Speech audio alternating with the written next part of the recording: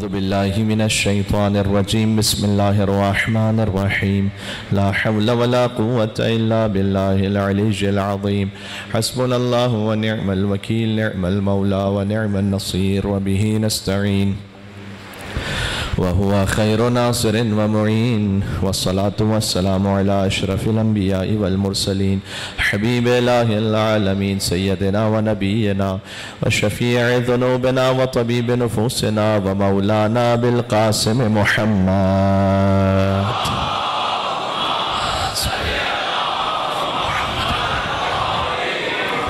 وعلى آله الطيبين الطاهرين المعصومين المظلومين المنتجبين المنتخبين الميامين سيما بقية الله في الأراضين اللهم صل وسلم وزد وبارك على صاحب الدعوة النبوية والسولة الحيدرية والعصمة الفاطمية والحلم الحسنية والشجاعة الحسينية والعبادة السجادية والمآثر الباقرية والآثار الجعفرية والعلوم الكاظمية والحجج الربوية والجود التقوية والنقاوة النقوية والهيبة العسكرية والغيبة الإلهية صلوات بر محمد وعلى محمد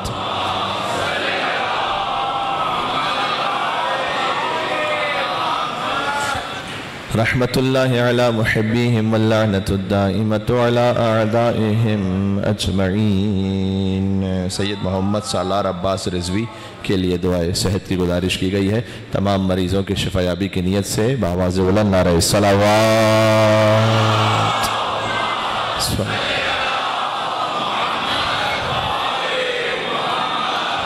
چونکہ آج شہزادہ قاسم ابن امام حسن مجتبیٰ علیہ السلام کا ذکر ہے لہٰذا مجلس کے آغاز میں سبط اکبر امام ابو محمد حسن ابن علی المجتبیٰ سے توسل اختیار کرتے ہیں مولا حسن علیہ السلام کے نام پر سب ساتھ ساتھ پڑھیے گا بسم اللہ الرحمن الرحیم یا ابا محمد یا حسن ابن علی ایہا المجتبیٰ یا ابن رسول اللہ یا حجت اللہ علی خلقہ یا سیدنا و مولانا انا توجہنا واستشفعنا وتوسلنا بك إلى الله وقدمناك بين يدي حاجاتنا يا وجيها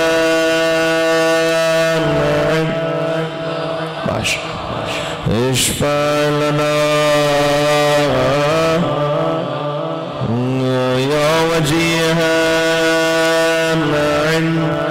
نام امام حسن پر اشفع لنا ایک مرتبہ اور جنت البقیع کی تعمیر کے لیے یا وجیہا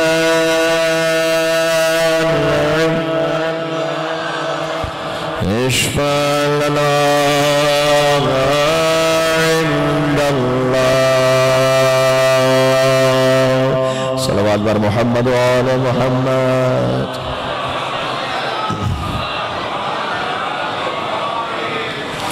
أما بعد فقد قال الله الحكيم بسم الله الرحمن الرحيم يقول الذين كفروا لست مرسلا قل كفى بالله شهيدا بيني وبينكم ومن عنده علم الكتاب نعرہ صلوات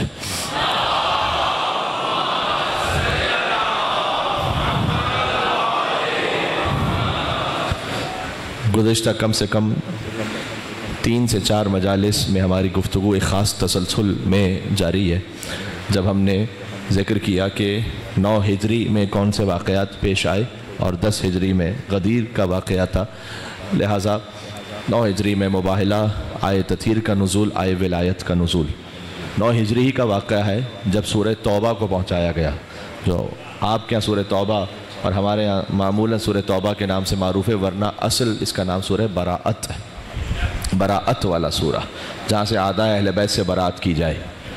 اور وہ اتنی صحیح کتابوں میں یہ بات موجود ہے کہ جس سے کوئی مسلمان انکار نہیں کر سکتا کہ جب وہ سورہ نازل ہوا تو چونکہ مشرکین مکہ، ابھی فتح مکہ تو نہیں ہوئی تھی، تو مشرکین مکہ وہاں خانہ کعبہ میں ان کے بت رکھے ہوئے تھے، اور وہ مشرکین سے براعت کا سورہ ہے، ان سے بیزاری کا اعلان کرنا ہے۔ اس سورے کی تفصیل یہ ہے کہ اب کعبے میں بت نہیں رہیں گے، کوئی برہنہ طواف نہیں کرے گا کعبے کا۔ وہاں قریش نے ٹیکس جمع کرنے کے لیے ایک بہانہ یہ بنایا تھا، اور بے حیائی کے لیے بھی، کہ جو آئے گا وہ اپنا لباس اتار دے گا۔ کیوں؟ اس لیے کہ انہوں نے کہا کہ جو لباس پہن کر طواف کرے گا اسے وہ لباس صدقہ کرنا پڑے گا۔ اور آج کا زمانہ نہیں تھا کہ ہر انسان کے پاس 20 25 لباس ہوں، کم از کم ایک غریب سے غریب انسان کے پاس بھی 3 4 5 لباس تو ہوتے ہی ہیں۔ وہاں کبھی کبھار پورے ایک لباس میں پورے سال گزر جاتے تھے، اسی کو ہی وہ دھوتے تھے، اسی کو ہی پہن لیتے تھے، ان کے پاس لباس نہیں ہوتے تھے، 2 لباسوں میں 3 لباسوں میں پوری زندگی گزر جاتی تھی۔ تو لباس اس وقت دینا ان کے مطابق ان بتوں کی راہ میں دینا وہ بڑا سخت تھا، تو وہ مجبور ہو جاتے تھے کہ اگر ہم نے لباس پہن کر طواف کیا تو ہمیں لباس دینا پڑے گا، تو لہٰذا لباس اتار کر طواف کرتے تھے۔ اب اس میں ایسے واقعات بھی پیش آئے جو تفصیل میں جانے کا وقت بھی نہیں ہے، یہاں سے ضرورت بھی نہیں ہے ممبر سے، تو کوئی برہنہ طواف نہیں کرے گا۔ یہ سب احکام تھے سورہ براعت میں۔ حضور مکرم نے یہ سورہ جب نازل ہوا تو دیا حضرت ابو بکر رضی اللہ تعالیٰ عنہ کو کہ وہ پہنچائیں اس سورے کو، اور جب وہ راستے میں جانے لگے تو اس وقت حکم خدا آیا کہ اے محمد، یا آپ پہنچائیں او رجل منکا، یا آپ جیسا پہنچائے۔ یہ جو منکا ہے نا، یہی ہے حسین منی و انا من حسین، منیت کا رشتہ حضور کا اہل بیت اطہار علیہ السلام سے ہے۔ تو رجل منکا، آپ پہنچائیے، یا آپ میں سے کوئی ہو، آپ ہی جیسا ہو۔ تو حضور نے انہیں واپس بلایا اور یہ سورہ حوالے کیا مولا علی بن ابی طالب علیہ السلام کے۔ یہ وہ بات ہے کہ جس سے کوئی مسلمان محدث مفسر انکار کر نہیں سکتا، اتنی محکم بات ہے یہ۔ میں اتنے مجمع کے سامنے یہ بات کہہ رہا ہوں، جہاں تک آواز جا رہی ہے، تو اس کا کوئی انکار نہیں کر سکتا۔ اور امیر المومنین پہنچے۔ ایک روایت ہے، ہو سکتا ہے کل آپ کو سنا دوں، کہ جس میں مولا علی علیہ السلام کا ساسا ابن سوہان سے مکالمہ ہے۔ ساسا ابن سوہان وہ ہیں کہ تقریباً وہ آخری صحابیوں میں سے جنہوں نے مولا علی سے گفتگو کی ہے وقت آخر، جب مولا علی علیہ السلام زخمی تھے۔ تو اس وقت ساسا نے ایک سوال کیا تھا مولا علی سے، یعنی اب روایت تو شاید کل سناؤں، لیکن اس بات کو سمجھانے کے لیے کہنا ضروری ہے کہ جب طبیب نے کہا نا کہ زہر کا اثر مغز تک پہنچ گیا ہے، تو اس وقت مولا نے فرمایا، اس وقت پہ غور کیجئے گا کیونکہ تلوار میں زہر بھی ہے، اور طبیب نے یہ کہا امام حسن علیہ السلام سے کہ اب آپ کے بابا کے بظاہر بچنے کا امکان اس لیے نہیں ہے کہ یہ زہر مغز تک پہنچ گیا ہے۔ ابھی یہ کہا طبیب نے، امیر المومنین نے آنکھیں کھولی اور فرمایا سلونی سلونی، کیا وہ موقع ہے قبل ان تفقدونی، پوچھ لو قبل اس کے کہ علی کو کھو دو۔ یا امیر المومنین، یہ کون سا موقع ہے سلونی کہنے کا؟ یہ علی سمجھانا چاہتے تھے کہ جس کے وسیع کو علم اتنا ہو اور اس مقام پر ہو کہ مغز تک زہر پہنچ جائے، تب بھی سلونی کہہ دے، اس کے نبی کو نہ ہزیان کبھی ہوگا نہ نسیان ہوگا۔ سبحان اللہ۔ اس وقت ساسا ابن سوہان نے پوچھا، یا امیر المومنین انت افضل ام آدم، آپ افضل ہیں یا آدم؟ یہ مولا علی سے پوچھا گیا، جو میڈیا پہ سوال پہلے ہوا تھا ایک زمانے میں کہ علی علیہ السلام انبیاء سے افضل ہیں یعنی، اور میں اس پہ بات بھی کر چکا ہوں کہ علی کے 11ویں فرزند وہ ہیں جو حضرت عیسیٰ کے امام ہوں گے، اس پہ میں 2 دن بات کر چکا ہوں میں۔ تو اب مولا علی کی افضلیت کی بات نہیں، علی کی اولادوں کی افضلیت کی بات ہے یہاں تو جی۔ تو اس وقت مولا علی علیہ السلام سے پوچھا انہوں نے، انت افضل ام آدم؟ امام نے جواب دیا انا افضل، پھر قرآن سے دلیل دی، انت افضل ام نوح، انت افضل ام ابراہیم، انت افضل ام موسیٰ۔ موسیٰ علیہ السلام کا جو سنا ہے نا، تو مولا علیہ السلام نے کہا کہ موسیٰ انہوں نے فرعونیوں کا ایک مارا تھا،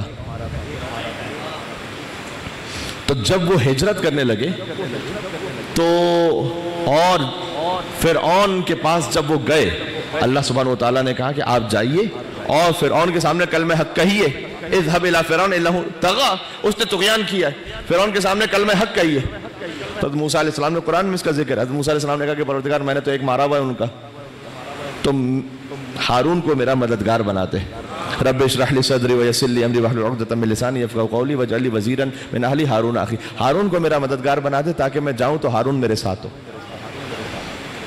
مولا نے کہا کہ میں موسیٰ سے افضل اس لیے ہوں کہ موسیٰ نے ایک مارا تھا فرعونیوں کا، اور میں نے مشرکوں کا کوئی گھر چھوڑا نہیں تھا،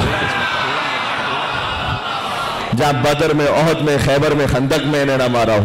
اور جب رسول اللہ نے کہا کہ سورہ توبہ لے کر جائیے، بات یہاں سے شروع ہوئی، سورہ برات لے کر جائیے، تو میں جا رہا تھا مشرکوں میں نے رسول اللہ سے نہیں کہا کہ رسول اللہ کسی کو ساتھ بھیج دیں جو میرا مددگار ہو، تنہا گئے علی، پہنچے مکہ میں، سارے مشرک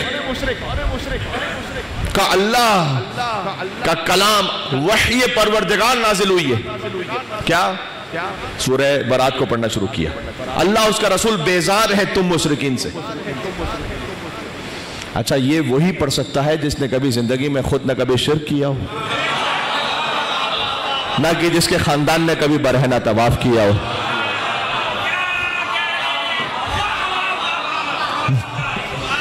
یہ وہی کہہ سکتا ہے اور وہی سورہ وہ سنا سکتا ہے۔ یہ بھی سورہ امیر المومنین نے سنایا، اس پر میر انیس رحمۃ اللہ علیہ نے پوری ایک نظم کہی ہے، پوری منقبت کہی ہے، یا پورا مرثیہ کہا کہ جس مرثیہ میں وہ اشعار کہیں، تو اس میں ایک ایک نبی کے، حضرت آدم کے لئے حضرت نوح علیہ السلام، حضرت ابراہیم، حضرت موسیٰ، تو مولا علی علیہ السلام جو کہہ رہے ہیں نا کہ میں نے جا کر وہاں تنہا اس کو پہنچایا، تو امیر انیس رحمۃ اللہ انہوں نے بیت لکھی ہے، کل ہو سکتا ہے کہ میں آپ کو تمام اشعار سناؤں، لیکن وہ بیت انہوں نے لکھی ہے کہ سورہ پڑھا براعت کا اس عز و شان سے، علی کہہ رہے ہیں سورہ میں نے جو پڑھا ہے، سورہ پڑھا براعت کا اس عز و شان سے کہ آتی تھی مرحبا کی صدا آسمان سے۔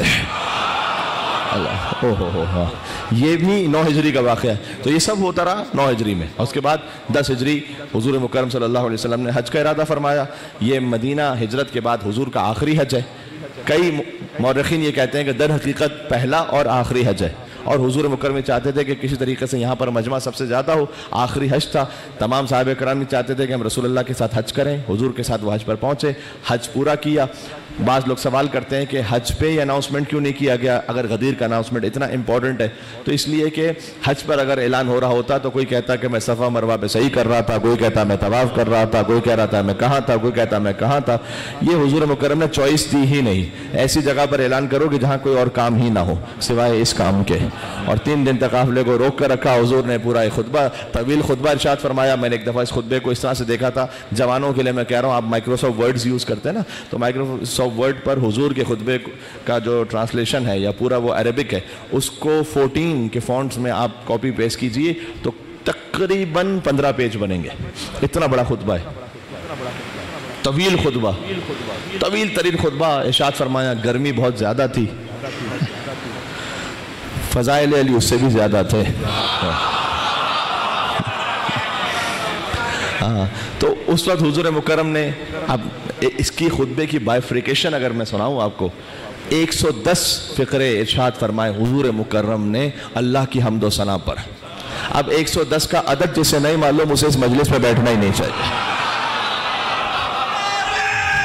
ہائے ہائے کیا شان ہے۔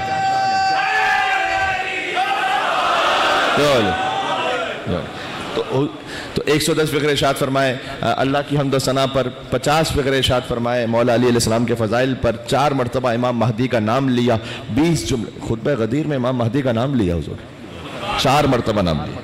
خطبہ غدیر یہ کرنے والا ایک کام ہے کہ خطبہ غدیر کا ترجمہ جو آپ آسانی سے اویلیبل ہے، کہیں پر بھی آپ کسی اوتھنٹک ویب سائٹ پر دیکھیں آپ کو مل جائے گا، یہ پڑھنے والی چیز ہے۔ آپ کو ایک دفعہ خطبہ غدیر فقط من کنتو مولا فہذا علی مولا نہیں، یہ پورا خطبہ پڑھنا چاہیے۔ 4 مرتبہ امام مہدی کا نام لیا۔ چلے ایک سناتا ہوں، النور من اللہ مسلوک فیہ، کیا تعبیر ہے یہ غدیر سے سنا رہا ہوں، نور اللہ کی جانب سے مجھ میں تیر رہا ہے، مسلوک فیہ، نور مجھ میں ہے نہیں، گردش کر رہا ہے، مسلوک فیہ ثم من بعدی علی ابن ابی طالب، اس کے بعد یہ نور ہے علی میں، ثم من نسلہ الی القائم المہدی، یہ خطبہ ہے، اس کے بعد یہ نور علی سے جاری رہے گا علی کی نسل میں قائم المہدی تک۔ یہ حضور خطبہ غدیر میں کہہ رہے ہیں، مل کے صلوات بھیجیں نام امام زمانہ عجل اللہ تعالیٰ فرجہ الشریف پر، اللہم صلی علی۔ ایک پورا موضوع ہے غدیر اور امام مہدی۔ اس بندے فقیر کو سعادت حاصل ہوئی ہے کہ میں نے کچھ تقریریں اس پر کی ہیں، غدیر اور امام مہدی۔ ہاں 20 فقرے حضور مکرم نے امام مہدی کی حکومت کے بارے میں کہا کہ جب امام مہدی کی حکومت ہوگی تو کیا ہوگا۔ غدیر میں حضور کہہ رہے ہیں من کنت مولا فہاز علی مولا یا من کنت مولا فعلی مولا، دونوں طرح سے روایت ہے، یہ بھی ایک مرتبہ نہیں 4 مرتبہ کا۔ اسی خاطر ہے کہ کسی ملنگ بھائی سے پوچھ لیا کسی نے کہ بھئی آپ کے 4 خلفاء کون سے ہیں، اس نے کہا علی علی علی علی۔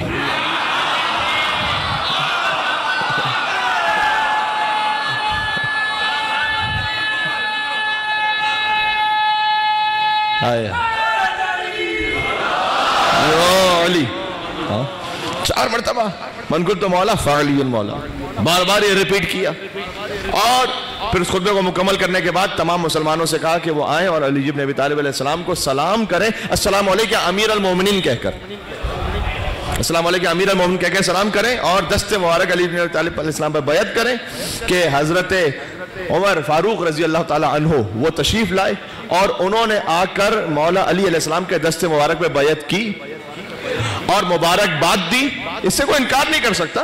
انہوں نے مبارکباد دی اور کہا بخن بخن لک یا ابن ابی طالب، اے ابو طالب کے بیٹے آپ کو مبارک ہو۔ یہ مسلمانوں کو سیکھنا چاہیے حضرت خلیفہ دوم سے کہ انہوں نے جب خوشی کا موقع کوئی ہو تو کوئی ایسی بات کا ذکر نہیں کرتے جو کسی کے لیے کوئی طنز کا باعث ہو۔ اگر ابو طالب کافر تھے تو غدیر پر ابو طالب کا بیٹا کہہ کر کیوں مبارکباد دے رہے تھے؟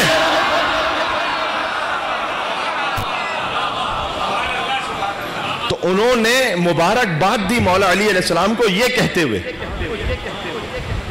اب میں ایک بات کہنا چاہوں گا تمام مسلمانوں سے، دیکھیں میں بات کر رہا ہوں بنی امیہ، میں اس سے اوپر کی بات نہیں کرتا اس وقت گنجائش نہیں، میں بات کر رہا ہوں بنی امیہ۔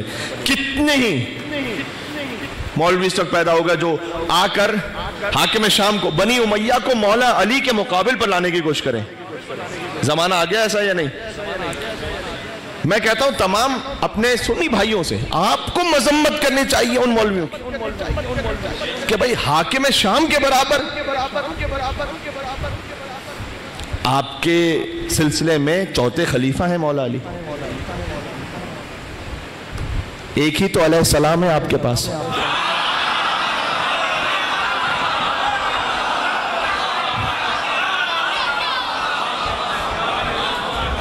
یہ جملہ پہنچا، ایک ہی تو علیہ السلام ہے، اس ایک علیہ السلام کی تو قدر کیجئے، اس ایک علیہ السلام کی تو عزت کیجئے۔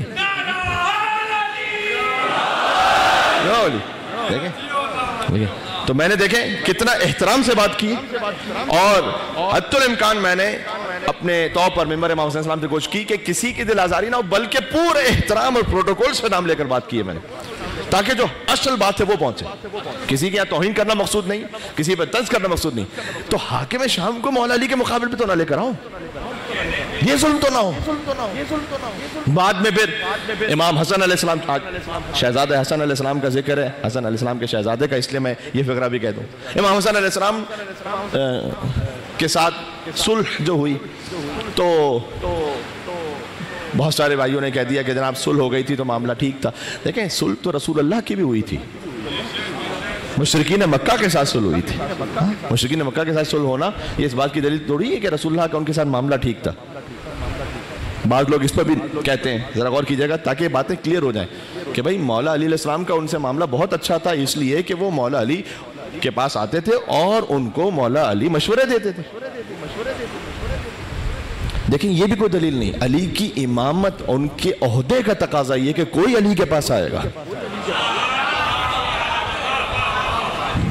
میں آپ کو مثال دیتا ہوں. فرض کیجئے کہ فرعون نے جب خدائی کا دعویٰ کیا تو اللہ نے کیا فرعون کا رزق بند کر دیا؟ تو اب کوئی کہے کہ اللہ کے اور فرعون کے تعلقات بڑے اچھے تھے اس لیے کہ اللہ فرعون کو رزق دے رہا تھا. اگر تعلقات خراب ہوتے تو رزق بند کر دیتا. رب کی ربوبیت کا تقاضا ہے کہ فرعون جیسا بھی ہو اللہ اس کا رزق نہیں بند کرے گا. علی کی امامت کا عہدے کا تقاضا ہے. علی سلونی کہہ رہے ہیں. امام رضا علیہ السلام نے فرمایا اللہ نے کوئی حجت ایسی رکھی نہیں. بہت غور کیجئے گا میں کیا جملہ کہہ رہا ہوں. اللہ نے کوئی حجت ایسی رکھی نہیں کہ تم اس حجت سے کچھ سوال کرو اور وہ جواب میں کہے لا ادری مجھے نہیں معلوم. اگر کوئی جواب میں یہ کہے کہ مجھے نہیں معلوم، وہ کوئی عالم ہو سکتا ہے جس کو نہیں معلوم، کوئی ثقت الاسلام، حجت الاسلام، آیت اللہ، کوئی بھی ہو سکتا ہے. حد یہ ہے کہ کوئی تابعی، تبع تابعی، صحابی بھی ہو سکتے ہیں جن کو نہیں معلوم. ان کے پاس سارا علم تو نہیں تھا نا. لیکن کسی سے پوچھو اور وہ کہے کہ مجھے نہیں معلوم، وہ حجت خدا نہیں ہو سکتا. یہ سادہ سی پہچان ہے. امام رضا نے فرمائی کہ دیکھو اگر کسی سے پوچھو اور وہ کہے مجھے نہیں معلوم، اس کا مطلب وہ حجت خدا نہیں ہے. ہائے ہائے ہائے کتنی سادہ پہچان بتا دی. اب علی سے عرش کا پوچھو یا فرش کا پوچھو، اصول کا پوچھو یا فروع کا پوچھو، توحید کا پوچھو یا نبوت کا پوچھو یا قیامت کا پوچھو، نماز کا پوچھو، جنت کا پوچھو، جہنم کا پوچھو، کچھ پوچھو. علی ابن ابی طالب، علی سے کیا علی کے بچوں سے پوچھو. کیا واقعہ نہیں کتابوں میں کہ ایک بہت بزرگ ہستی تشریف لائیں اور رسول اللہ موجود تھے مسجد میں اور رسول اللہ ان کے احترام میں کھڑے ہو گئے. اب مدینہ چھوٹا شہر تھا، کوئی اتنا بڑا نہیں تھا کہ لوگ ایک دوسرے کو نہ پہچانتے ہوں، لیکن وہ بزرگ پہلی دفعہ دیکھے گئے تھے اور ایسے بزرگ کہ رسول اللہ ان کے احترام میں کھڑے ہوں. اور انہوں نے آ کر کہا کہ یا رسول اللہ میں آپ سے کچھ سوال پوچھنے آیا ہوں. حضور مکرم کی گود میں تھے امام حسن بڑے نواسے. آج میں چاہ رہا ہوں امام حسن علیہ السلام سے ربط دے دوں بات کا آگے بڑھاتے ہوئے. تو حضور کی گود میں تھے امام حسن علیہ السلام. حضور نے کہا کہ آپ کیا مناسب سمجھتے ہیں کہ آج میرے بجائے آپ ان سے پوچھ لیں. واہ واہ واہ سبحان اللہ. آپ کسی عالم دین کے پاس جائیں، ان کی گود میں ان کا چھوٹا سا بیٹا ہو 4 سال کا. حضرت ایک مسئلہ پوچھنا ہے نماز کا، دوسری اور تیسری رکعت میں شک ہو جائے تو کیا حکم ہے؟ کہ ان سے پوچھ لو. آپ کہیں گے قبلہ یہ کیا ہے؟ ان سے پوچھ لو. ذہن میں تو یہ خیال ہے کہ میں ان سے بہتر تو میں خود ہوں 4 سال کے بچے سے. لیکن وہ حضور کی معرفت رکھتے تھے وہ بزرگ. انہوں نے کہا یا رسول اللہ آپ کا حکم ہے تو میں بچے سے پوچھ لیتا ہوں. وہ بچے کو لے گئے سبت اکبر امام حسن علیہ السلام ایک طرف لے گئے اور کچھ پوچھا. کیا پوچھا؟ اگر کسی روایت میں ہو تو مجھے نہیں معلوم، جہاں سے میں پڑھ رہا ہوں وہاں پر سوال جواب نہیں لکھے ہوئے، شاید تاریخ میں ہے بھی نہیں کہ کیا پوچھا. حضرت خضر نام میرے منہ سے نکل گیا. چلے جب وہ واپس آئے حضور پھر احترام میں اٹھے. حضور نے ایک بات پوچھی، کیا آپ مطمئن ہو گئے؟ یہ دہنے بہنے والوں کو سمجھانا تھا اصل میں.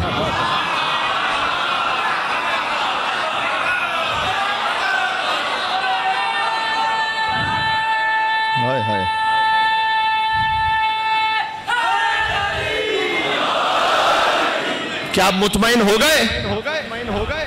انہوں نے یہ نہیں کہا میں مطمئن ہو گیا، انہوں نے کہا میں ویسے ہی مطمئن ہوا جیسے آپ سے مطمئن ہوتا تھا.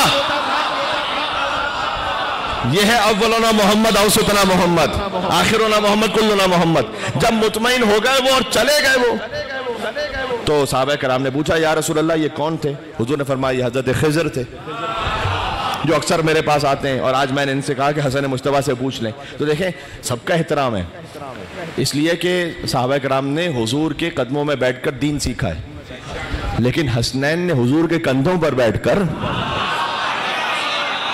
آیتوں کو سنا ہے.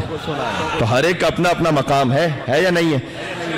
اب فرق یہ ہو گیا حضرت خضر جب تشریف لائے تو وہ پہچان نہیں سکے نا جو حضور کے اطراف میں تھے.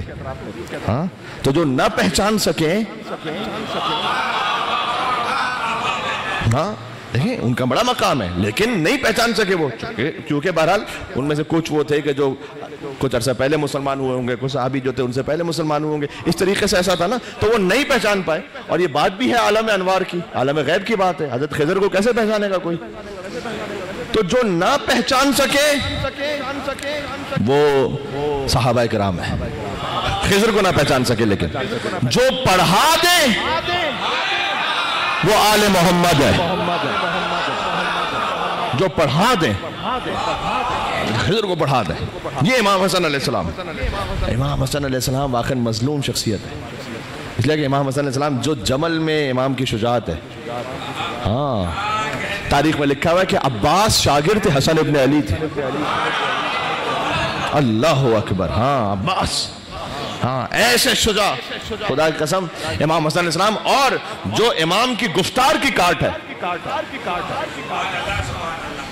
ایک بار ہیں کسی وجہ سے حجت تمام کرنے کے لیے حاکم شام کے یہاں پر امام حسن علیہ السلام، اس نے اپنا اظہار کرنا چاہا. آپ کو پتا ہے واقعہ.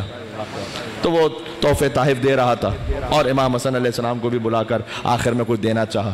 اب حق تو ہے ہی امام کا، وہ تو ہے امام کا حق، وہ کیا دے گا، کسی کی کیا اوقات ہے. تو امام حسن علیہ السلام جب تشریف لائے تو پہلے سے منصوبہ یہ تھا کہ ہم یہ کریں گے، اور کیجئے گا کہ ہم یہ کہتے دیکھیں جس کو جہاں جگہ مل رہی ہے وہ بیٹھ جائے. اب کہ ہم یہ کریں گے کہ جب حسن آئے گا نا تو تم اپنے باپ داداؤں کے فضائل کہنا، تم اپنے باپ داداؤں کے کہنا. اس کا باپ تو خاک پہ بیٹھتا تھا. یہ جو تراب ہم کہتے ہیں نا، ابو تراب، یہ طنز پہ کہتے تھے وہ مولا علی کو کہ خاک پہ بیٹھنے والا، اور مولا علی نے اس پہ ہمیشہ فخر کیا. تو کہا یہ اس کا باپ خاک میں بیٹھنے والا، یہ کیا کہے گا، دربار بھی میرا ہے. تو امام حسن علیہ السلام تشریف لائے تو ان میں سے ایک نے اپنے باپ دادا کے بارے میں کہنا شروع کیا، اور کہنا شروع کیا، تفصیل ہے اس کی. اس کے بعد امام حسن علیہ السلام سبحان اللہ نے کہا کہ آپ کچھ نہیں کہیں گے. امام نے کہا کہ حمد اس خدا کی کہ لو کنت علی ھذا المقام حولا فحولا فاذکر ما آتانی اللہ من الفضل لم احصیہ. حمد اس خدا کی کہ اگر میں یہاں پر سال ہا سال کھڑا رہوں، حسن خود لسان اللہ جو ہے، میں سالہ سال یہاں کھڑا رہوں اور وہ کہتا رہوں جو اللہ نے ہمیں عطا کیا ہے، لم احصیہ، تو میں کہتا رہوں گا، وہ شمار ختم نہیں ہوگا، گنتی بھی ختم نہیں ہوگی. پھر فرمایا نحن زین الجنان، سننے کی بات تو اب آ رہی ہے، نحن زین الجنان وحجج الرحمن وامناء الرحمن. تم جنت میں چلے جاؤ تو بڑی بات ہے، اور جنت کی زینتیں تو ہم ہیں. جنت کی زینت، جنت کو اللہ نے خلق کیا نا، تو جنت نے ایک شکوہ کیا تھا اللہ سے کہ پروردگار زیادہ تر جو دنیا کے کمزور ضعیف لوگ ہوں گے وہ مجھ میں آئیں گے، اور زیادہ تر بڑے بڑے لوگ، وہ جو میری ہمسائی ہے، جنت کی ہمسائی. تو بڑے بڑے لوگ، بڑے بڑے پولیٹیشنز، بڑے بڑے بیوروکریٹس، پتہ نہیں کون کون کہاں ہوگا، اللہ جانتا ہے. سارے تو نہیں، لیکن ہو سکتا ہے بڑے بڑے مولوی کچھ حضرات. بھائی ولایت علی کے بغیر جو ہے وہ تو وہ جہنم میں جائیں گے.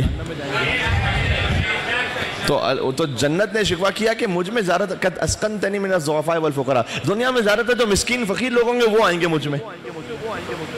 تو اللہ تعالیٰ نے کہا کہ لقد سبحان اللہ زینتک بالحسن والحسین، میں نے تجھے حسن اور حسین سے زینت عطا کی ہے.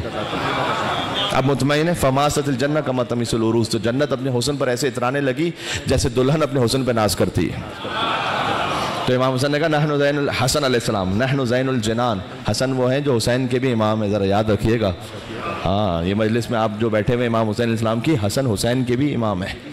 حسن کو بادشاہ خاص و عام کہتے ہیں اور علی کا نائب و قائم مقام کہتے ہیں، اور دلیل ایک ہی کافی ہے ان کی عظمت میں کہ انہیں حسین بھی اپنا امام کہتے ہیں.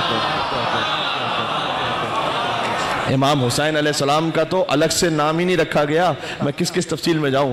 امام حسین علیہ السلام، حسین پتہ کس کو کہتے ہیں؟ حسین اس میں مصغر ہے. بیٹا بیٹھ جاؤ، چلو ٹھیک ہے، صفا مروہ بنا دی ہے بچوں نے. تو حسین پتہ کس کو کہتے ہیں؟ حسین اس میں مصغر ہے. حسین یعنی چھوٹا حسن. ضائع ہو گئی بات. حسن کو چھوٹا کر دیں تو حسین بنتا ہے، حسین کو بڑا کر دیں تو حسن بنتا ہے. اللہ اکبر. یعنی امام حسین کا الگ سے نام نہیں رکھا گیا. امام حسین السلام کی جو ولادت ہوئی نہیں، کہا کہ یہ چھوٹا حسن ہے. ابھی لوگ کہتے ہیں کہ حسن نے سلوک کی، حسین نے جنگ کی. یہ ایک ہی خون ہے، حسن بھی حجت حق ہے، یہ اعتماد رہے، اور حسین چھوٹے حسن ہیں، یہ بات یاد رہے. فرق حسن اور حسین میں نہیں، یہ فرق یزید و معاویہ میں.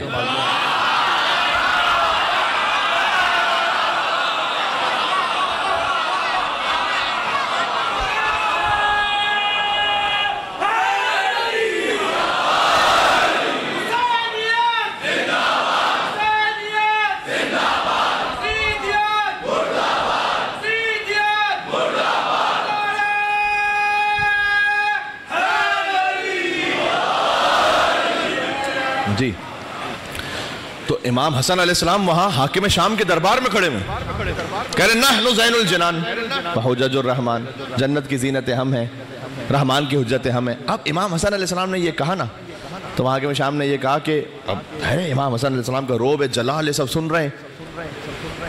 پھر امام نے یہ بھی کہا، یہ جملہ بھی کہا کہ اگر چاہوں لو شئت، اگر چاہوں تو لجعلت العراق شاما والشام عراقا والرجل امراتا والامرات رجلا، اگر چاہوں تو عراق کو شام پہ الٹ دوں یا شام کو عراق پہ الٹ دوں، اور مرد کو عورت کر دوں اور عورت کو مرد کر دوں۔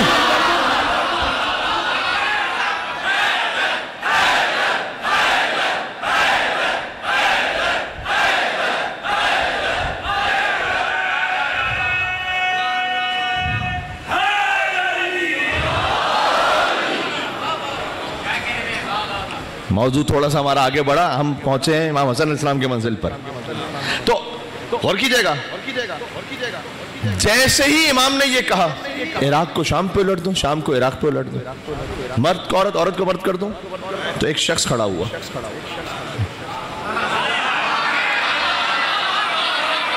کہوں بد نصیب کھڑا ہوا، اس نے کہا حسن یہ کیا کہہ رکھا ہے کہ عراق کو شام پہ الٹ دوں، شام کو عراق پہ الٹ دوں، مرد کو عورت کر دوں، عورت کو مرد کر دوں، یہ کیا کہے جا رہے ہو؟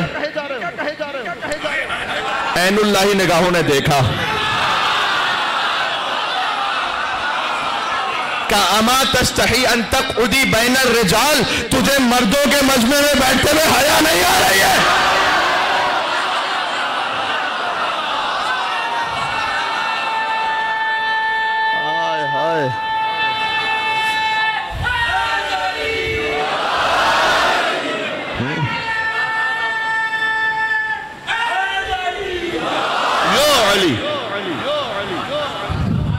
اگرچہ کہ روایت ہے، پوری روایت یہ کہ بعد میں اس نے آ کر امام حسن علیہ السلام سے معافی مانگی اور امام حسن علیہ السلام نے اسے اصل حالت میں واپس پلٹایا۔ اچھا جب یہ سب کچھ ہو رہا ہے، دربار اب اس کا ہے، فضیلت ابن علی کی ظاہر ہو رہی ہے، تو وہ پریشان، اس نے اپنے آپ کو سنبھالتے ہوئے، آس پاس لوگ بیٹھے ہوئے دیکھ رہے ہیں کہ دیکھو حسن کتنا بھی کچھ بھی ہے آپ کے پاس، لیکن انا خیر من کا۔ سننے کی بات ہے جو اصل میں امامت کی گہرائی کو سمجھتے ہیں، جس حد تک ہمیں اللہ سبحانہ وتعالیٰ نے استطاعت دی ہے، یہاں پر وہ فقرہ ہے، میں امید رکھتا ہوں کہ مجلس امام حسین علیہ السلام کے توسط و برکت سے آپ محسوس کریں گے کہ امام حسن کیا کہنا چاہ رہے ہیں۔ تفصیل میں کیا جاؤں گا، وقت بھی نہیں بچا، اگر تفصیل میں جائیں اور پورے تفصیل سے سمجھائیں تو پھر وہ لطف بھی نہیں ہے کہ جو خود امام کے جملے میں ہے۔ امام اس نے کہا کہ انا خیر من کا، حسن میں بہتر ہوں تم سے۔ ایک جواب اس کا یہ ہوتا کہ انا خیر من کا، تمہاری کیا حیثیت، میں تم سے بہتر ہوں، یہ نہیں کہا امام نے۔ تو پھر کیا کہا؟ ارے اگر امام نے یہ نہیں کہا کہ میں تجھ سے بہتر ہوں تو پھر کیا کہا؟ ہوتا ہے کہ انا خیر من کا، حسن میں تم سے بہتر ہوں۔ امام کی جانب دیکھا کہ معاذ اللہ ان اقول انا خیر من کا، میں تو پناہ چاہتا ہوں ایک ایسے موقع سے جب مجھے یہ کہنا پڑ جائے کہ میں تجھ سے بہتر ہوں۔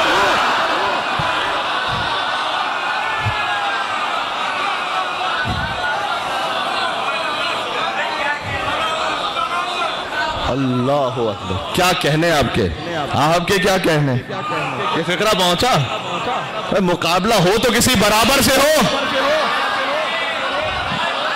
اللہ اکبر، عظمت امام حسن مصطفیٰ علیہ السلام سے یہاں تک وہاں بلندتر حسنی اور حسینی صلوات بھیجے محمد آل محمد کا۔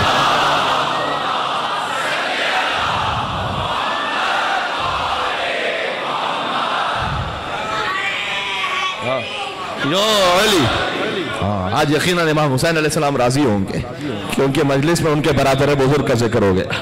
ہاں امام حسین علیہ السلام نے فرمایا معاذ اللہ نقول انا خیر من کا، میں تو پناہ چاہتا ہوں ایسے وقت سے کہ مجھے یہ کہنا پڑ جائے کہ میں تجھ سے بہتر ہوں۔ کیا تماچا ہے خدا کی قسم، ہاں کیا اعلان ہے، ہاں کہ میں تجھ سے بہتر ہوں، یہ کہوں گا میں۔ جی امام حسن ہے، مدحت حسن کے عنوان نئے نئے جناب ریحان اعظمی صاحب کہہ کر گئے تھے، یہ ہے مدحت حسن کے عنوان نئے نئے، کہتے لاؤں کہاں سے لفظوں کے قرآن، لاؤں کہاں سے لفظوں کے قرآن نئے نئے، اور جھولا جھلاؤں پیار کروں نوکری کروں. توجہ کیجئے گا، میں اختتام پر آ رہا ہوں. جھولا جھلاؤں پیار کروں نوکری کروں. بھئی ہے قلب جبرائیل میں ارماں،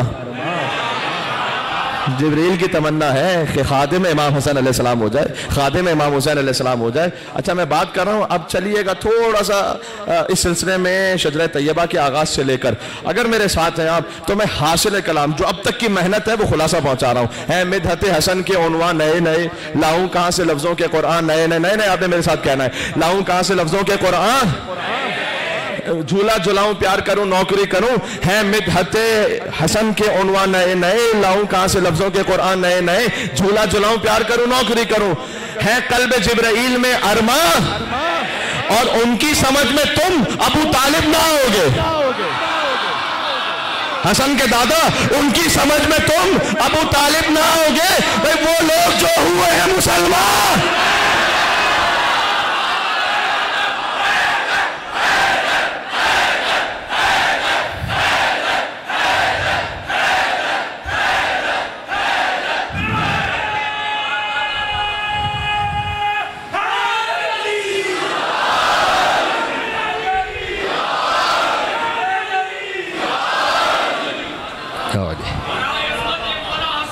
سبحان اللہ، اللہم صلی اللہ.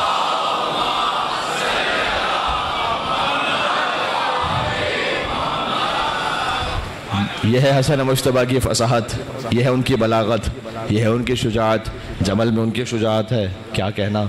ہاں حسن، کیا کہوں. اب میں مباحلہ سنا رہا تھا نا آپ کو اس ترتیب میں آنے کے لیے، تو میں نے مباحلہ کا واقعہ کیا، اس سے وہ نکات کے جو اہم تھے جس سے ہماری فکری نشوونما ہو سکے، وہ میں نے آپ کی خدمت میں عرض کرنے کی کوشش کی. سنیے گا. جمل میں محمد حنفیہ، مولا علی کے بیٹے، مولا علی کے لشکر میں بڑا شجاع نام ہے، بہت بڑا نام ہے محمد حنفیہ. محمد حنفیہ نے حملہ کیا، لیکن اتنا بڑا لشکر ہے وہاں سامنے. محمد حنفیہ جاتے ہیں، لشکر ہر طرف سے گھیر رہا ہے. آگے بڑھتے ہیں، کچھ کو پچھاڑتے ہیں، پھر پیچھے آتے ہیں، پھر آگے بڑھتے ہیں، پچھاڑتے ہیں، پیچھے آتے ہیں. ابھی قلب لشکر تک پہنچ نہیں پا رہے کہ لشکر ٹوٹ جائے. مولا علی نے خطبہ ہے، مولا علی کا نہج البلاغہ میں، تزول الجبال ولا تزل. اے محمد حنفیہ، پہاڑ ہٹ جائے، نہ ہٹنا اپنے مقام سے، آگے بڑھو، دشمن کی آخری صف پر نگاہ رکھنا. یہ مولا علی جنگ کے آداب سکھا رہے ہیں، تربیت کر رہے ہیں محمد حنفیہ کی. اچھا جب بہت ہو چکا، ابھی لشکر ٹوٹ نہیں رہا، جیسے میں نے کہا، مولا نے حسن مجتبیٰ کو اشارہ کیا. امام حسن علیہ السلام اپنی سواری پر سوار ہوئے. حسن کی جنگ کیا پڑھوں اب میں. قلب لشکر میں پہنچے، لمحے میں میں منع پر، لمحے میں میں سرا پر. ایک حملہ کیا میرے مولا حسن علیہ السلام نے، حسن کے ایک حملے سے پورا جمل کا نقشہ الٹ گیا تھا. فتح ہو گئی جنگ پہلے حملے میں. امام حسن، سننے کی بات ہے، امام حسن علیہ السلام اپنی پوری شجاعت و شہامت، وارث زور حیدر کرار، شیر حیدری کی طرح لڑتے ہوئے واپس آئے. اب میمنہ بکھر گیا، میسرہ ٹوٹ گیا، وہ قلب لشکر بھاگ رہے لوگ. حسن مجتبیٰ، محمد حنفیہ ساتھ میں کھڑے. کئی دفعہ ایسا ہوتا ہے کہ آپ، اللہ نے 2 اولادیں دی ہیں، 3 اولادیں دی ہیں، آپ نے ایک بچے سے کہا یہ کام کر دو، نہیں ہو سکا، دوسرے بچے نے جا کے کر دیا، تو پہلے بچے کو تھوڑا سا کبھی شرمندگی بھی ہوتی ہے نا، یہ فطری بات ہے. تو محمد حنفیہ، ان کا چہرہ تھوڑا نیچے تھا. مولا علی نے محسوس کیا، اب علی جیسا باپ ہو تو تسلی بھی تو دینی ہے نا. خدا کی قسم یہ ایسا فقرہ ہے، میری ساری زندگی کی خطابت اور ساری زندگی کی نوکری قربان ہو جائے اس ایک فقرے پر. میرے مولا نے آگے بڑھ کر کہا، اے محمد حنفیہ، مولا نے محسوس کیا، اے محمد حنفیہ، آپ اسے دل پر نہ لیجئے، میں نقل بالمعنی کر رہا ہوں یہ جملہ، دل پر نہ لیجئے اور پریشان نہ ہو بیٹا، اس لیے کہ مقابلہ 2 برابر کی چیزوں کا ہوتا ہے. سننا مقابلہ 2 برابر کی حصیوں کا ہوتا ہے. بیٹا آپ کا حسن سے مقابلہ نہیں ہے، بیٹا تیرا حسن سے مقابلہ نہیں ہے. کیوں؟ اس لیے کہ تم میرا بیٹا ہے، حسن محمد مصطفیٰ کا بیٹا ہے.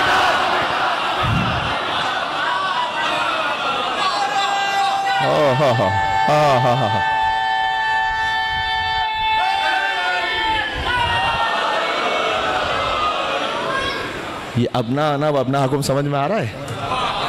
حسن مصطفیٰ کا بیٹا ہے، مباہلہ میں محمد کا بیٹا بن کر گیا ہے حسن. ہاں دیکھیں کیا کمال ہے مولا علی علیہ السلام کا. اگر اپنا بچہ کوئی کام کرے تو انسان کہتا ہے کہ دیکھو یہ میرے بیٹے نے کیا ہے، میرا بیٹا ہے. کمال تھا حسن کا، علی کا بیٹا ہے کہ نہیں مصطفیٰ کا بیٹا ہے. ہاں کیا بات ہے، محمد کا بیٹا ہے. سبحان اللہ. اس خاطر یہ آپ کم سمجھتے ہیں. آپ زیارت میں کیا پڑھتے ہیں مولا حسین علیہ السلام کی؟ السلام علیکم ابا عبداللہ. دوسرا جملہ کیا کہتے ہیں میرے ساتھ؟ السلام علیکم ابنا ابن رسول اللہ. بنی عباس کی ساری حکومت گزر گئی اس بات پر کہ لوگ کہنا بند کریں حسن اور حسین کو یہ اپنا رسول اللہ. ہاں یہ ابن رسول اللہ، یہ فقط حسن حسین کے علاوہ کسی کو کہا نہیں جا سکتا، یا ان کی معصوم اولادوں کو. کیا کہنا. حسن ہی کے فرزند قاسم، قاسم ابن حسن.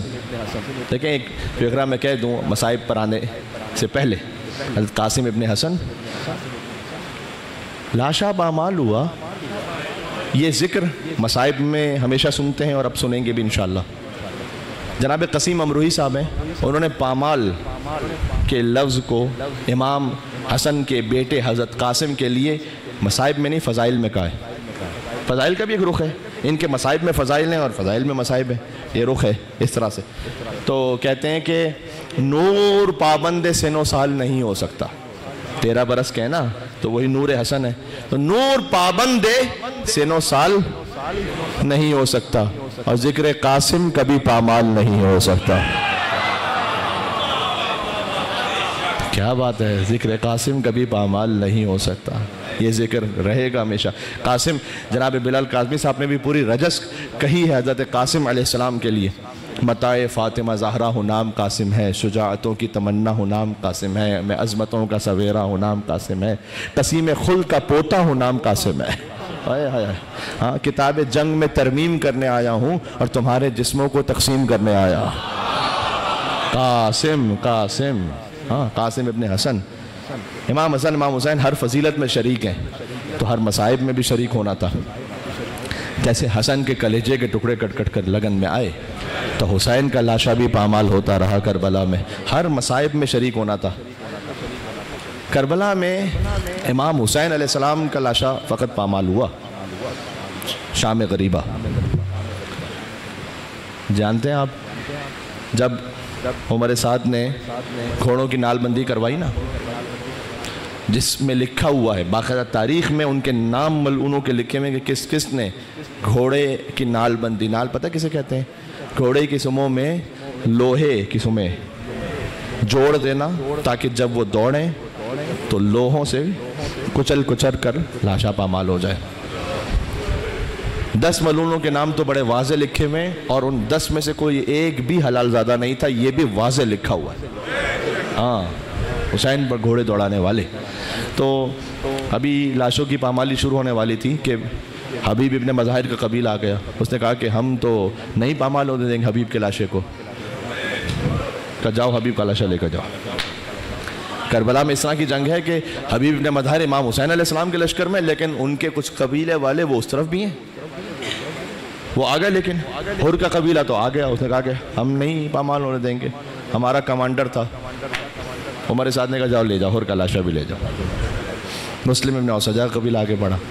حد یہ کہ شہزادہ علی اکبر علیہ السلام کی والدہ بی بی ام لیلہ سلام اللہ علیہ جن کا عظیم الشان مقام ہے، لیکن ان کے خانوادے سے کچھ لوگ تھے جو اس طرف بھی تھے. میں نے تاریخ پڑھی تھی آپ کے سامنے کہ جب بی بی ام لیلہ کے دادا وہ آئے تھے رسول اللہ سے ملنے، پھر ان کو شہید کر دیا گیا تھا، تو تھے کچھ لوگ ایسے، وہ آئے اور انہوں نے کہا یہ ہمارے خاندان کا ایک فرد ہے، ملتا ہے تعلق کا لاشا لے جاؤ. سارے لاشے الگ ہو گئے. ایک بہن دیکھ رہی تھی کوئی میرے بھائی کا لاشا لا،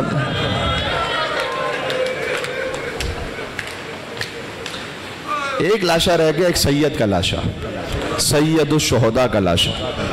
دائیں طرف کے گھوڑے بائیں طرف، بائیں طرف کے گھوڑے دائیں طرف. جب کربلا جانا نا زیارت پر تو قبر امام حسین پر پہنچ کر یہ نہیں سمجھنا کہ کوئی میت ہے جو دفن ہے، لاش کے ٹکڑے ہیں جو دفن ہے۔ حسین کی پسلیاں ایک طرف ہو گئی ہیں، حسین ہائے ہائے ہائے ہائے ہائے ہائے ہائے 1400 برس بعد سننا اتنا مشکل ہے۔ ایک 4 سال کی بچی دیکھ رہی تھی، نانا اپنے سینے پر حسین کو سلانے والے، شہزادی زینب فریاد کرتی تھی، آج حسین کا لاشا ہے، گھوڑوں کی ٹاپوں تلے پامال ہے۔ اب یہ مصیبت مخصوص امام حسین سے، ان کا لاشا پامال ہونا۔ اب میں یہ سمجھتا ہوں، میں اپنے ذاتی طور پر یہ سمجھتا ہوں کہ امام حسن علیہ السلام ہر فضیلت میں شریک تھے نا، تو مصیبت میں بھی شریک ہونا تھا۔ تو حسن کی نیابت میں حسن کا بیٹا قاسم کا لاشا پامال ہوا تاکہ حسین کا لاشا جو پامال ہونا تھا اس میں حسن مصیبت میں شریک ہو جائے۔ جزاک اللہ۔ کتنی ہی بڑی تعداد میں آپ یہاں تشریف فرمائے، اور کتنے ہی لوگ ایسے ہیں، میرے خیال میں شاید جتنے یہاں موجود ہیں اس سے بہت زیادہ آس پاس سن رہے ہیں اور آواز جا رہی ہے۔ میں آج آپ سے کہنا چاہوں گا 13 برس کے نوجوان کا ماتم ہے۔ ہائے ہائے ہائے ہائے۔ شب عاشور ایسی ہی کوئی رات تھی، شب عاشور اندھیرا، امام حسین علیہ السلام نے چراغ بھی بجھا دیے، جسے جانا ہے چلا جائے۔ کچھ دیر بعد چراغ روشن کیے تو عباس کھڑے ہوئے اہل بیت کی جانب سے، ایک خطبہ ارشاد فرمایا، اللہ اکبر، وہ خطبہ کبھی سناؤں گا۔ پھر کھڑے ہوئے مسلم ابن اوسجہ اصحاب کی جانب سے، کمر جھکی ہوئی تھی، راشا تھا، تلوار کے سارے کھڑے ہوئے، کہا اے فرزند رسول، میں نے آپ کے نانا کا زمانہ بھی دیکھا ہے، آپ کے بابا کا زمانہ بھی دیکھا ہے، میں آپ کے بھیا حسن مجتبیٰ کے ساتھ بھی رہا ہوں، اور پھر اللہ نے مجھے توفیق دی ہے کہ آج میں آپ کے ساتھ ہوں۔ اے مولا، اگر میں 70 مرتبہ جلایا جاؤں، 70 مرتبہ زندہ کیا جاؤں، 70 مرتبہ میرا لاشا ٹکڑے ٹکڑے ہو جائے، میں آپ کا ساتھ نہیں چھوڑوں گا۔ عجب اصحاب با وفا تھے۔ حبیب ابن مظاہر تو اٹھے تو جانتے کیا کہا؟ حبیب نے تو دوست تھے نا، تو دوست والی بات کی، کہا حسین اگر چلا گیا تو آپ کی ماں کو کیا منہ دکھاؤں گا میں؟ اگر قیامت میں پوچھ لیا آپ کی والدہ نے کہ حبیب میرے حسین کو چھوڑ کر چلے گئے تھے۔ امام نے دعائیں دی اپنے اصحاب کو، اور اس کے بعد غور کرنا، امام نے اپنے اصحاب کو دعائیں دی، اور دعائیں دینے کے بعد امام علیہ السلام نے نام بتانا شروع کیے، کل کے شہیدوں میں کس کس کا نام شامل ہے، ان کا نام شامل ہے، ان کا نام شامل ہے، سارے نام لیے۔ اور جب سارے نام ہو چکے، ذرا غور کرنا، سارے نام ہو چکے تو حضرت قاسم کا نام نہیں تھا اس میں۔ قاسم نے کھڑے ہو کر کہا کہ چچا کل کے شہیدوں میں آپ نے میرا نام نہیں لیا۔ کہ بیٹا کیف الموت عندک، موت کیسی ہے آپ کی نگاہ میں؟ یہ بتلانا چاہتے تھے حسین کے بھتیجے کو زبردستی نہیں لے کر آیا میں، ہاں بھتیجا اپنے قلب سے وجود سے آیا ہے۔ کہ موت کیسی ہے؟ کہ احلی من العسل، کہ چچا موت تو شہد سے زیادہ شیرین ہے۔ کہ بیٹا پھر کل کے شہیدوں میں فقط آپ کا نہیں، آپ کے ننھے بھیا علی اصغر کا نام بھی شامل۔ ایک مرتبہ قاسم نے تڑپ کر کہا کہ چچا جان، کیا یہ فوج بے حیا خیموں میں گھس آئے گی؟ میں کہوں گا اے شہزادہ قاسم، آپ سے ضبط نہیں ہو سکا، آپ نے تصور کیا کہ فوج خیموں میں آ جائے گی، نہیں، اپنے آپ کے لیے تصور کر سکے۔ سلام میرا بیمار امام سید سجاد، شام غریبہ بیویاں ایک خیمے سے دوسرے خیمے، دوسرے خیمے سے تیسرے خیمے جا رہی تھی۔ امام نے فرمایا ذرا سننا اور ماتم کرنا۔ کسی نے امام سجاد سے پوچھا تھا مولا شام غریبہ بیویوں کی کیا کیفیت تھی؟ امام نے کہا سوال کرنے والے تو نے پھر میرے کلیجے کو زخمی کر دیا۔ ایک تسبیح تھی امام کے پاس، امام نے وہ تسبیح توڑ دی، دانے بکھر گئے۔ کہ جیسے یہ دانے بکھر گئے نا، شام غریبہ علی و فاطمہ کی بیٹیاں بکھر گئیں۔ رونا اب تو بہت کم دن رہ گئے، عاشور قریب ہے، 7 محرم ہو گئی۔ آج مدینہ سے امام حسن آئے ہیں پرسہ لینے، میرے بچے کے نام پر کون ماتم کرنے والا ہے؟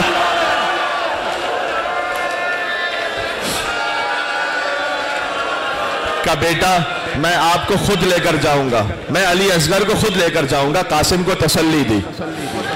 اگلا دن آیا، دیکھو قاسم کو پالا امام حسین نے، 3 برس کے تھے قاسم، امام حسن کی وفات شہادت ہو گئی، تو امام حسین نے پالا ہے باپ بن کر، تو بار بار آتے ہیں ان کے پاس جنہوں نے باپ بن کر پالا ہے۔ اپنے چچا سے کہتے ہیں چچا جان اب میں چلا جاؤں۔ حسین بار بار کہتے ہیں اے قاسم تم میرے بھائی کے نشانی ہو، میں تمہیں دیکھتا ہوں تو مجھے حسن کی یاد آتی ہے۔ آ کر ماں کے پاس بیٹھ گئے، بی بی ام فروا سلام اللہ علیہا، کبھی سناؤں گا اس بی بی کی تاریخ بھی، کتنی عظیم الشان بی بی ہے یہ۔ ادب سے کہتے ہیں کہ اماں جان میں بار بار چچا سے کہتا ہوں وہ مجھے اجازت نہیں دیتے۔ کہا بیٹا یاد ہے آپ کے بابا نے ایک تعویذ باندھا تھا، ہائے ہائے ہائے ہائے، جو مصائب سننے کے لیے آئے ہیں، ماں باپ تعویذ باندھتے ہیں بچوں پر کہ ہمارا بچہ بچ جائے۔ حسن نے تعویذ باندھا تھا کہ میرا بچہ حسین پر قربان ہو جائے۔ تعویذ کو کھولا، اس میں تحریر لکھی ہوئی تھی کہ یہ تحریر ہے حسن ابن علی کی طرف سے کہ اے بھائی حسین، اگر کبھی کوئی سخت وقت ہو آپ پر تو میں آپ سے کہہ رہا ہوں کہ میرے بچے کو میری نیابت میں قربان ہونے کی اجازت دے دینا۔ مولانا منتظر عباس نقوی صاحب بہت زبردست عالم اور ذاکر اور خطیب تھے، وہ یہ کہتے ہیں کہ اب تک حسین جو روک رہے تھے نا، بھیج نہیں پا رہے تھے، اب جب امام حسن کی تحریر آ گئی تو حسین روک نہیں سکتے، اب بھائی کا حکم آ گیا ہے، اب تو امام حسن کی وصیت آ گئی ہے۔ اللہ اکبر۔ اب بھیجنا ہے امام حسین کو، لیکن کیسے بھیجیں؟ قاسم کو گلے سے لگایا، فغشی علیہما، مقتل میں ہے کہ دونوں غش کھا کر بے ہوش ہو۔ کربلا میں پانی نہیں تھا کہ پانی چھڑکا جائے، شہزادی زینب کے آنسو بہے، پھر غش سے فاقہ ہوا، پھر اتنا روئے کہ غش آ گیا، کئی مرتبہ ایسا ہوا۔ بالآخر قاسم اٹھے، حسین نے گود میں اٹھایا، جیسے 13 برس کے ہیں، سہارا دیا، عباس نے سہارا دیا، حسین نے سہارا دیا اور بٹھایا۔ قاسم کے بدن پر کوئی زرہ پوری نہیں آتی تھی، لہذا بغیر زرہ کے گئے قاسم۔ اللہ اکبر۔ جو گریبان تھا نا سامنے، امام حسین نے وہ چاک کر دیا۔ کہ چچا یہ چاک کیوں کیا؟ کہ بیٹا یہ یتیموں کی نشانی ہوتی ہے، شاید اسے دیکھ کر کوئی تجھ پر رحم کھا جائے۔ اللہ اکبر، اللہ اکبر۔ قاسم چلے، بے پناہ جنگ کی، بے پناہ جنگ کی، شجاعت حسنی کا وارث ہے۔ یہاں تک کہ ایک پہلوان کا ایک بیٹا، ازرق شامی اس کا نام ہے، وہ آیا حضرت قاسم علیہ السلام کے مقابلے پر، قاسم نے تہہ پیک کر دیا، فنار۔ دوسرا بیٹا آیا، تیسرا بیٹا، چوتھا، 7 بیٹے مار دیے۔ اب ازرق خود آیا، بہت بڑا پہلوان تھا۔ حسین دیکھ رہے تھے ریت کے ٹیلے سے، حسین اترے ریت کے ٹیلے سے، آئے، دیکھو میں سمجھا کر مسائب پڑھ رہا ہوں، وہ آئے، خیمہ گاہ میں آئے اور شہزادی زینب سے فرمایا کہ قاسم کے سامنے بہت بڑا پہلوان آیا ہے، قاسم ماں کی دعا بچے کے حق میں قبول ہوتی ہے، قاسم کی والدہ سے کہنا کہ قاسم کے لئے دعا کرے، اور اب ہے یہاں رونے کا جملہ ہائے حسین کہہ کر۔ اور بہن زینب ویسے تو میں فکر نہ کرتا، لیکن وہ آیا ہے کھانا کھا کر آیا ہے، وہ پانی پی کر آیا ہے، میرا قاسم 3 دن کا بھوکا پیاسا ہے، قاسم کی ماں سے کہنا دعا کرے۔ بی بی نے مصلی بچھایا، کہے یعقوب کو یوسف سے ملانے والے، میرے قاسم کو فتح عطا کر۔ ابھی دعا ختم نہ ہوئی تھی، قاسم نے فنار کیا، واصل جہنم کر دیا ازرق شامی کو۔ اب عمر سعد نے کہا ایک ایک کر کے جاؤ گے، یہ پورے لشکر کو مار دے گا، بنی ہاشم کا جوان ہے یہ۔ گھیر کر مارنا شروع کیا قاسم کو، کوئی تیر مار رہا ہے، کوئی تلوار مار رہا ہے۔ ایک ملعون نام بھی لکھا اس کا تاریخ میں، وہ کہتا ہے میں پشت پر آیا اور قاسم کے سر پر وار ہوا۔ دیکھو مقتل میں لکھا ہے قاسم کا سر 2 پارہ ہو گیا تھا۔ قاسم زمین پر گرے، وہ ملعون چاہتا تھا قاسم کا سر تن سے جدا کر دے، حسین نے حملہ کیا، سننا، لشکر اس قاتل کو بچانے کے لیے دوڑا، درمیان میں قاسم کا لاشا تھا، دائیں طرف کی فوجیں بائیں طرف دوڑ گئی، بائیں طرف کی فوجیں دائیں طرف دوڑ گئی، قاسم کا لاشا پامال ہوتا رہا، ٹکڑے ٹکڑے، رک جانا، قاسم کا لاشا ٹکڑے ٹکڑے ہو گیا، حسین نے کہا کبھی اس ٹکڑے پر آئے قاسم، کبھی اس ٹکڑے پر آئے قاسم، گٹھری میں قاسم کا لاشا لیا،